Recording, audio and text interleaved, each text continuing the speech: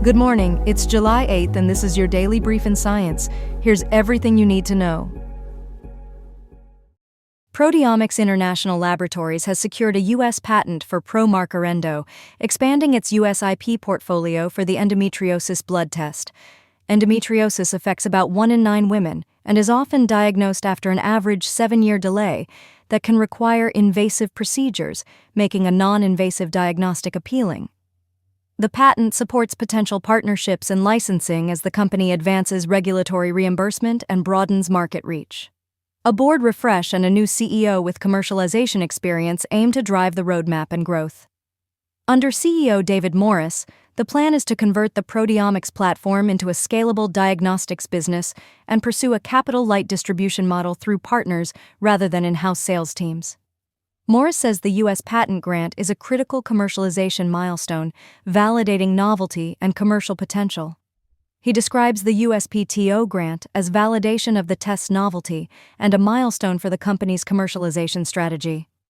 The company relocated its registered office to the Harry Perkins Institute to support precision diagnostics and align with 2026 moves, including pursuing stock exchange quotations for new shares and informing option holders about expiration dates.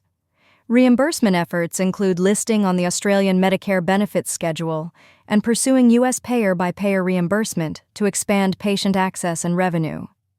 The patent is seen as evidence of novelty and commercial potential and marks a shift from research and development toward commercial traction. Proteomics plans to appoint an Australian distributor and begin local controlled market releases for ProMarker Endo in the first half of financial year 2027, with a U.S. distribution network and reimbursement submissions planned for the second half of financial year 2027. Shareholders responded positively, with proteomics shares rising about 23% on the patent news.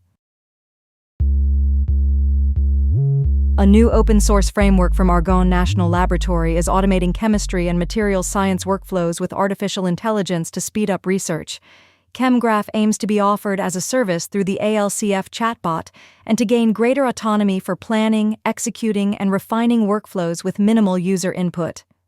The project aligns with the DOE Genesis mission to accelerate science via AI and is moving toward more autonomous planning and execution of complex computational tasks with limited intervention. It started with a single agent and expanded to multiple specialized agents handling planning, execution, and data aggregation to boost performance on complex tasks.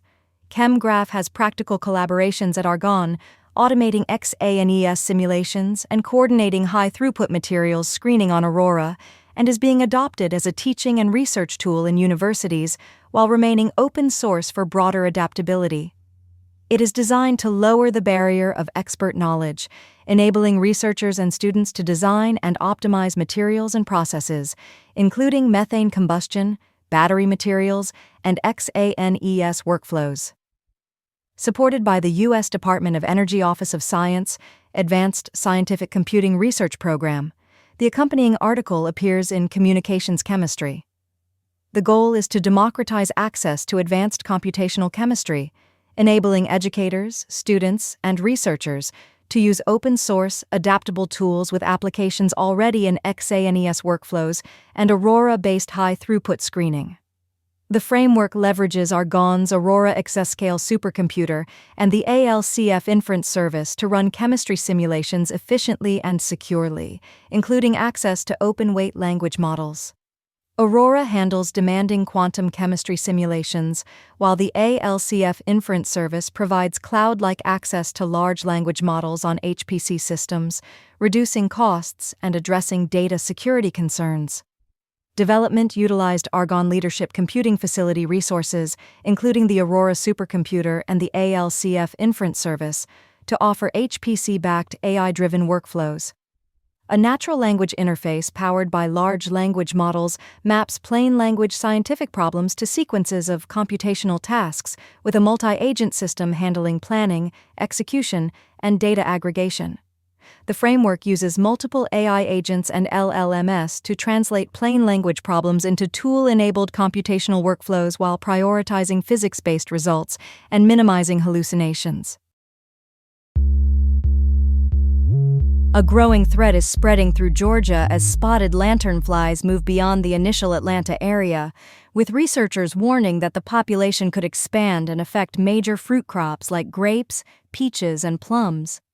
Grapes are the most directly affected, but peaches and plums are also at risk as the insects feed on a wide range of crops.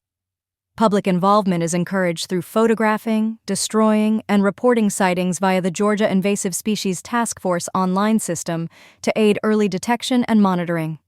If spotted, residents should take a photo, smash the insect, and immediately report the sighting to the Georgia Invasive Species Task Force online tool. Public reporting via the online system is critical for understanding the pest's movement across Georgia.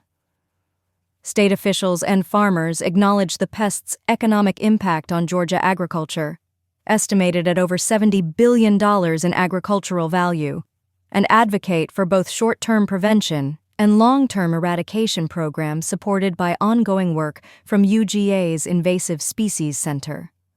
Leaders, including a state representative, emphasize resilience among Georgia farmers and the need for combined prevention and eradication strategies aided by UGA's Research Center.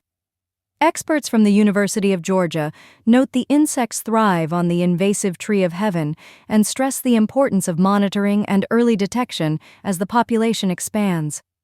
Adults appear starting mid-June and stay active through November, often moving between plants, with egg masses laid and covered in a gray, mud-like substance to survive winter.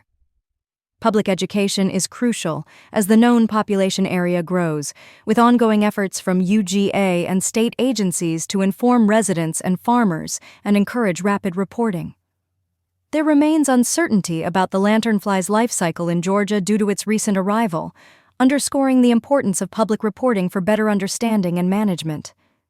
Spotted lanternflies were first seen in Georgia in 2024, initially confined to the Atlanta area, but authorities warn this confinement may not last due to migration from northern states. Residents are urged to help track spread. A new study in the Proceedings of the National Academy of Sciences presents evidence that Neanderthals and Homo sapiens shared a common culture for more than 20,000 years, based on finds from Ucagizlili II cave in southern Turkey. The site shows Neanderthals occupying the cave roughly between 77,000 and 59,000 years ago, and modern humans from about 59,000 to 47,000 years ago, with overlapping layers suggesting possible cultural exchange during coexistence. Researchers highlight Ucagizlili II as a crucial window into how early humans and Neanderthals may have interacted, communicated, and shaped their worlds together. A key finding is the presence of 59 mollusk shells, including 29 Columbella rustica shells, found across layers, and likely used as ornaments or symbolic objects rather than for food.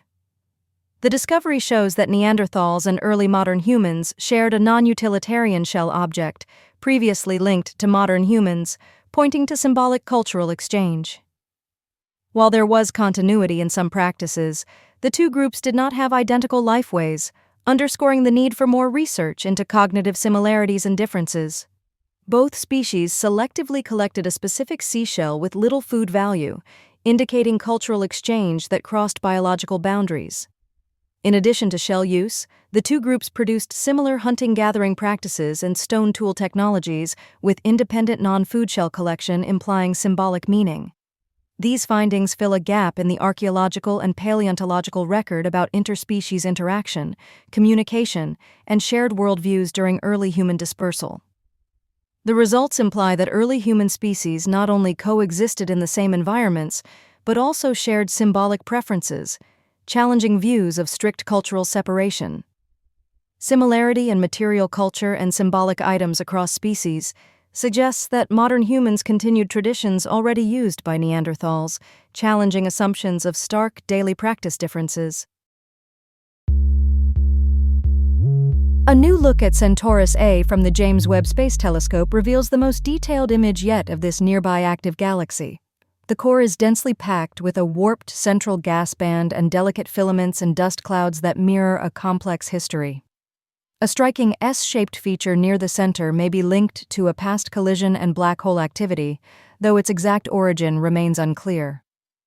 Scientists use the data to map stellar ages and reconstruct Centaurus A's history, separating stars formed before the collision, during it, and after.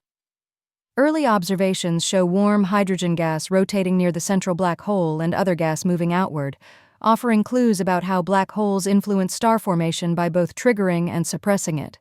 The findings illustrate how a central black hole can condense material to spur star formation, while also removing raw material to limit it, informing broader galaxy evolution concepts. A combined view from JWST's MIR1 and NIRC-AM enables star-by-star analysis, helping researchers build a timeline of Centaurus A's evolution. NASA provides a guided MIRI image tour to help the public understand the observations, highlighting the outreach value of the data. Centaurus A serves as a nearby laboratory for galaxy evolution, showing the lasting effects of a major collision about 2 billion years ago that left a warped disk of gas and dust. JWST's infrared capabilities allow peering through thick dust to study Centaurus A in unprecedented detail, surpassing Spitzer and previous telescopes. The study fits into a broader cosmic history, advancing understanding of galaxy evolution beyond this single galaxy.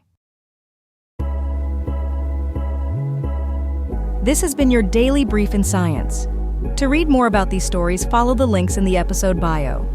You can also subscribe to these updates via email at www.brief.news. For more daily podcasts about the topics you love, visit brief.news/podcasts. Tune in tomorrow. We'll be back with everything you need to know.